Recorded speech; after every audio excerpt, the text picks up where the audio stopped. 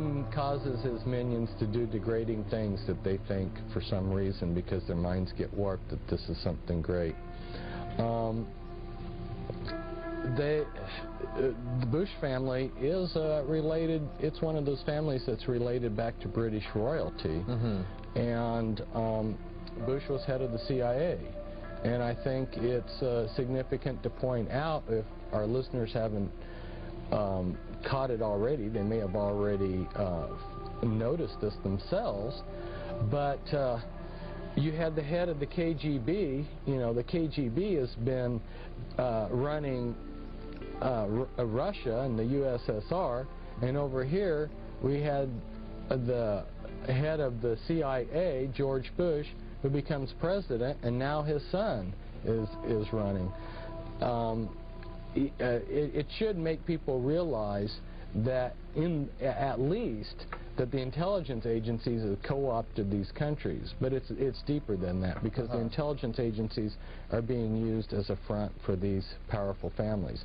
And there's literature out there that talks about how the intelligence agencies have been prostituted to these powerful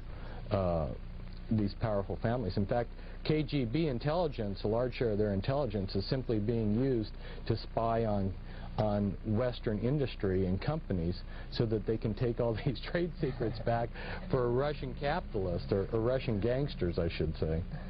Wow, truly incredible. Also, Fritz, I remember this also from your talks over the weekend. I don't want people to think that you're like the only person out there talking about it, and not just today, but I mean throughout history. I remember you mentioned how Senator McCarthy, most people think out there that McCarthy was just afraid of communists, but it's really, from your research, Fritz, do you really think that was the case? No, it wasn't the case. I mean, I was like everybody else. I only knew what I'd been told until I started reading speeches and talks and things that he had written, and I was blown away. I realized the man knew exactly that there were these powerful families, that there was a world order, and he was going after these powerful families. That's why he went after the Bundys, and of course the Illuminati kingpins in our government thwarted an investigation into Bundy. Yeah, he really understood, and so because he was after these powerful people, these movers and shakers, they have used him as a verbal punching bag. I mean, I've watched, I don't know how many people denegate his name, even, you know, in the last few years. I mean, you think the guy has been dead for a long time, they'd forget him, but Bill Clinton has used them as a punching bag, and then George Bush. So it's the Illuminati almost use him as an example. Like, if you come after us, this is what's going to happen to you. Isn't that correct? Yes, yes. That's totally horrible.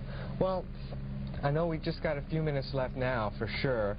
But before we go, I wanted to ask you, Fritz, how can we, as normal, everyday people, recognize perhaps the policies or the agendas which are pushed on us through the Illuminati front organizations? Oh boy, that's a good question, but it's also a big question. Well, you will see that there are certain things that are politically correct, and you will also notice that the world is going towards central control. Right. It's going towards globalization, where we're having the United Nations. You know, the United Nations was formed out of the League of Nations, and there's a continual push to have one political, one world government. Now, isn't that just a natural evolution of perhaps human society? I mean, as the world seems to be getting smaller and smaller through technology, most people would say that would just be a natural evolution of our whole government system. Well, it's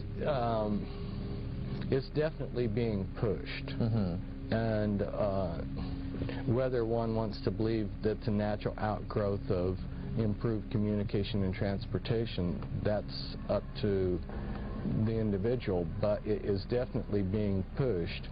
It's taking a lot of money and a lot of effort to make it happen, and the push behind it are these global elite families that are controlling things from behind the scenes. So not only do we have political globalization, but we have economic globalization, and we have religious globalization. So when you see any kind of an agenda that contributes to this one world order, or as Bush has called it, New World Order, or, you know, Hitler, who was also of these bloodlines, also referred to New World Order. That seems to be a popular term with them. Right, and I noticed earlier when you had mentioned it, you just said world order, that you didn't put the new in there. Why is that? Because it's not new at all. In fact, they keep using the same formulas. The things that controlled people back in ancient Rome, you know, where they had bread and circus, they're using the same formulas that they used in antiquity on us today. And bread and circus simply means that if you give the common person entertainment and plenty of food, like the junk food we get, they'll be happy. And most people, as long as they have their beer and their football game, are happy. Unfortunately, that is true. Well, I tell you what, Fritz, I really appreciate you coming down here, taking time out of your busy schedule to come give us an interview, and I look forward to having more talks with you in the future. Thank you. It's great being with you.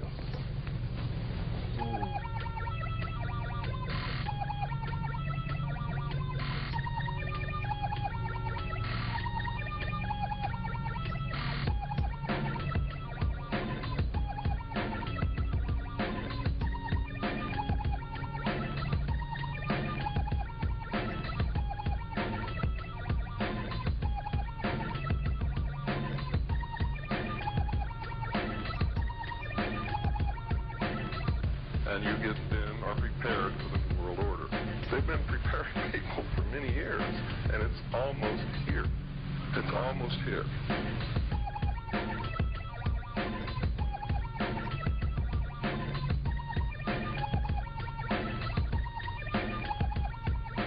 What is at stake is more than one small country. It is a big idea. A new world order. World.